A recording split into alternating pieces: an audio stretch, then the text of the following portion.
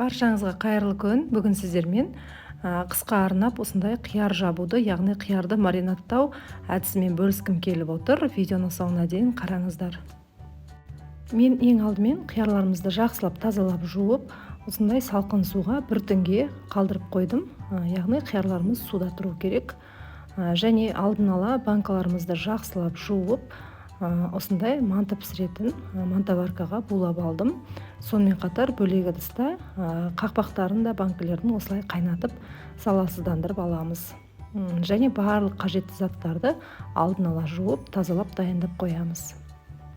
Енді қиярларымызды тұздауға кірісеміз. Ең алдымен дайын болған осындай таза банкамызға хрен жапырағын саламыз. Ең астына осылай бүктеп салсаңыз да болады, немесе корень дейді ғой, тамырын, хреннің тамырын қолдансаңыз да болады. Және зонтик укропа мен кепкен түрін қолдандым.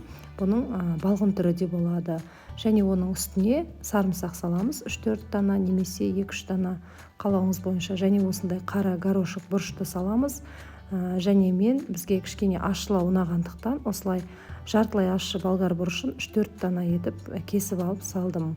Және осының үстіне қиярларымызды тығыздап, бос ауа қалмайтындай етіп, әдемілеп тізіп орналастырып шығамыз.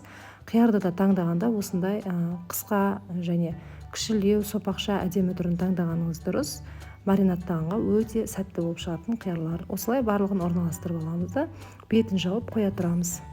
Сіздерге түсінікті болу үшін кішілеу банкаға, яғни 1 литрлік банкаға салғанымды да тағы да қайталап өтейін.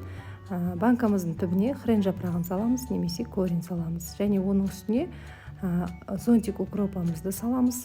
Және болгар бұрыштарын осылай кішілеу етіп кесіп саламыз. 1-2 тісше сарымсақ саламыз. Лавр жапырағынан 2-3 дана саламыз. Және қара бұрышымызды саламыз. Дөңгелек болып үгітілмеген қара бұрышты саламыз. Және қиярларымызды осылай әдемі етіп, ауа қалмайтындай етіп, әдемілеп орналастырып шығамыз. Барлығын осылай банкамызге орналастырып алғаннан кейін бізде суымыз қайнап дайын болып тұруы қажет. Яғни бізге қайнап тұрған, осындай сақырлап қайнап тұрған су қажет болады. Енді барлық банкаларымызды осылай бір ретпен құйып шығатын боламыз.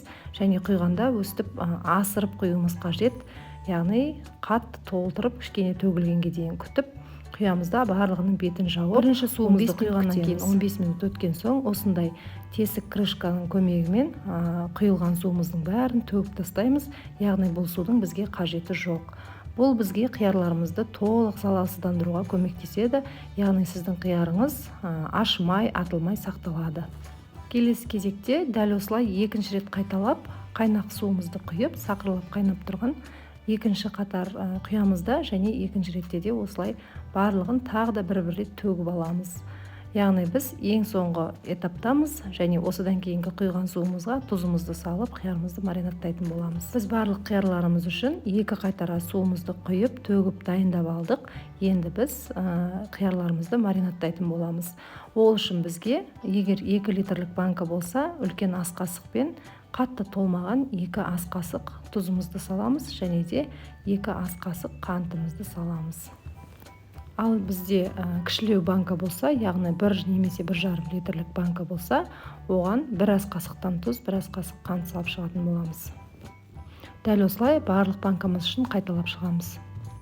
Қиярларыңыз атылмай, ашымай, жақсы сақталу үшін ең алдымен бізде бастапқы ескере кететін жай, ол қиярларыңыз таза жақсылап жуылған болуы қажет, және де банкілерімізді таза стерилизовать етуіміз керек. Яғни жақсылап залалсыздандыруымыз қажет.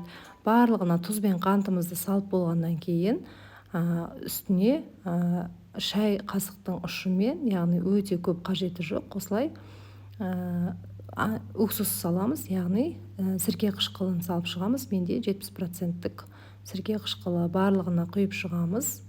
Барлық банкіге дәл осылай қайталап шығамыз. 2 литрлік банкіге мен кішкене көбірек салдым, бірақ өте толтырудың қажеті жоқ. Қасықтың ұшымен құйып шығамыз осылай. Және де ашып кетпес үшін аспирин қолданамын. Осындай аспиринді үлкен банкіге 2 таблеткасын, кіші банкіге 1 таблеткадан салып шықтым.